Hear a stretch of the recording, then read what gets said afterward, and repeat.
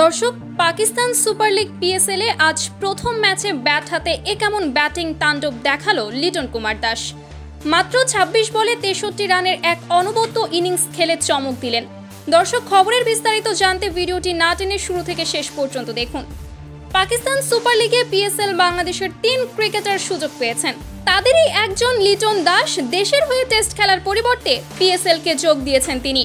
আর আজ যোগ দিয়েই প্রথম ম্যাচে অবিশ্বাস্য ব্যাটিং করেন লিটন। দর্শক, আজ প্রথমে টসে ব্যাটিং করার সিদ্ধান্ত নেয় লিটনের দল করাচি কিংস। শুরুতে ওপেনিং এর জুটি ভাঙলে অন ডাউনে খেলতে মাঠে নামেন লিটন দাস, আর মাঠে নেমেই দেখে শুনে চালান ৪ ছক্কা, যার ফলে তুলে নেন মাত্র ২০ বলেই 50। এরপর অবশ্য ২৬ বলে ৬৩ রানে ক্যাচ আউট হয়ে সাজঘরে ফেরেন তিনি।